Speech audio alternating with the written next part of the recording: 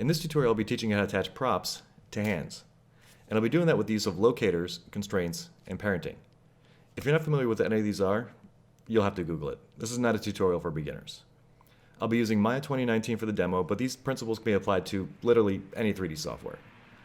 I encourage you to watch the end of the video for common troubleshooting issues and limitations, but otherwise, please enjoy.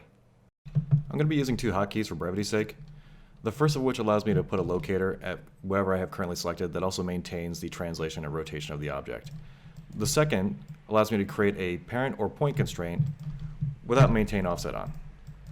As you'll see throughout the video, it's really important that we maintain the position rotation of whatever controls we're using so we can have them work exactly as expected without any weird offsets. I'll be sure to include both Python scripts in the description below. In this tutorial, I'll be teaching you how to attach props to hands. I'll be doing that by breaking it into three parts: the primary hand, the weapon, and the secondary hand.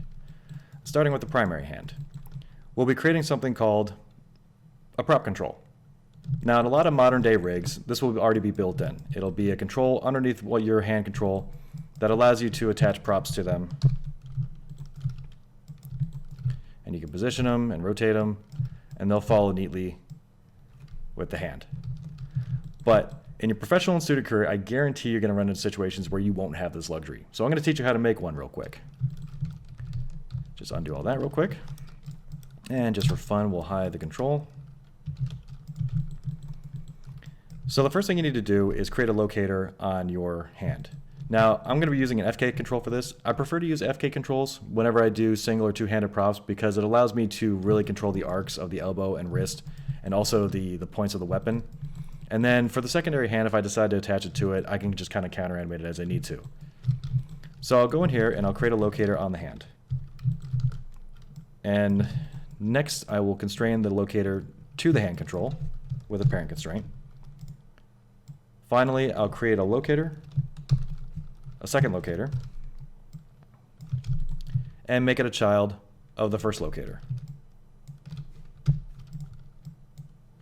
So now when I move this control, this new locator moves along with it. Then I can constrain my prop to my new locator,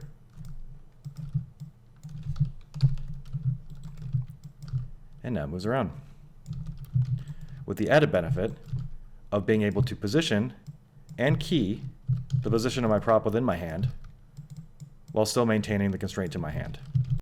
One of the most common issues I see with students is whenever they deal with props, the first thing they do is they take their hand, slap a prop in it, and they think they're done.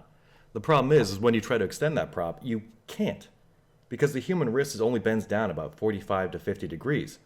So you either have to break the wrist to get that full extension, or you just settle with kind of like this cockeyed angle here. That's what a prop control is for. It allows you to change the grip on your prop so you can get that full extension and really hit those extreme poses. Never constrain the prop directly to the hand control. For the second part of the setup, we'll be doing the weapon. Now the weapon only needs a point of contact for the secondary hand. And to set this up, we'll be creating a locator, and I'll switch over to mesh again so you can see where it is.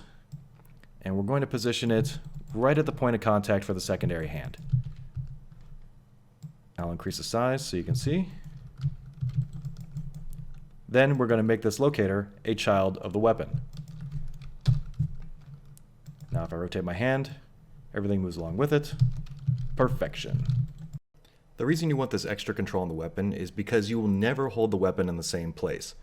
So for instance, when you take your secondary hand and attach it to it, you're going to want the ability to be able to switch your grip from time to time. Or in this situation with pole arms, you're going to want to be able to slide that hand up and down. Mostly because if you try to hold it in the same place, you're really going to limit how far you can extend that prop. For the third part, on the secondary hand, we're going to be creating something called an auxiliary pivot. Now an auxiliary pivot is just an extension of an IK system that allows you to rotate and manipulate an IK chain from a different pivot point. Now I use this for pretty much any time I touch anything. Hands, feet, body, doesn't matter. Anytime two things come in contact with each other, I like to create an aux pivot. And setting them up isn't that difficult. We'll start by finding your hand, make sure it's in an IK, and then we'll create a locator. Position your locator at the pivot point you would like. So I'll set it right here, rotate it to the direction I want, Next, you're going to create another locator and position it at the hand control. Next, you're going to take this locator and make it a child of the first locator. And then finally, you're going to constrain your IK control to the locator at your hand position with a parent constraint. So now I have a new control that allows me to move my IK system and also pivot from my new point. Then finally, we're going to attach the secondary hand to the weapon by using a point constraint, just like so. So now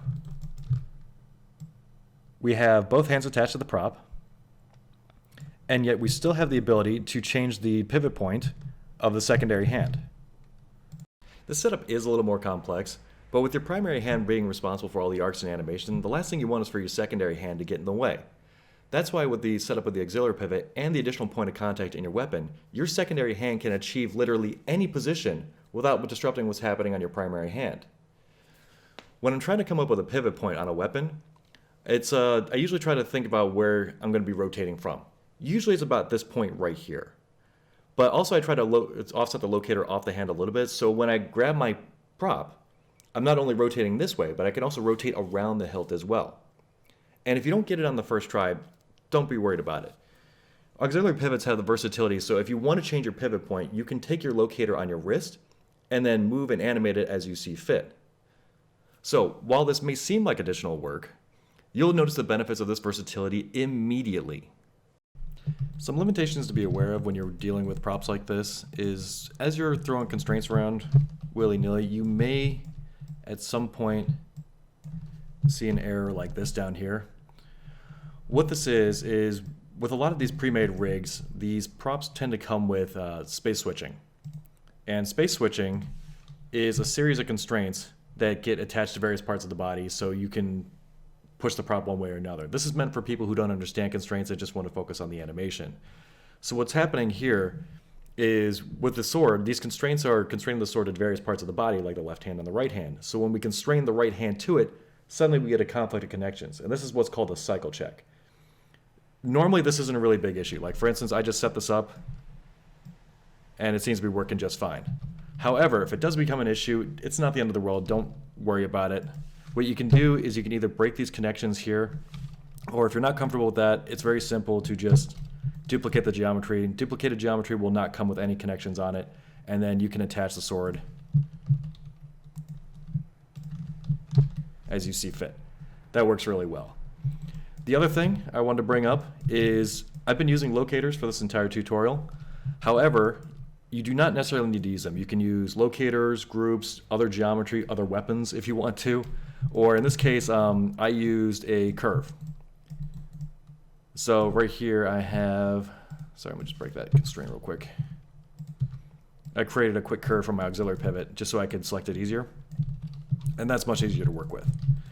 I've also shown you one way of doing a two-handed prop, but this is not the only way to deal with it. For instance, if you want to deal with a two-handed prop where you want it constantly changing hands and spinning around, or if you're working in motion capture and you're lucky enough to have a prop markered, it's much easier for you to use two auxiliary pivots on the left hand and right hand rather than using a prop control and an auxiliary pivot. So let the weapon guide all your animation. Anyways, I think that covers everything. So I hope this was very helpful for you, and have fun.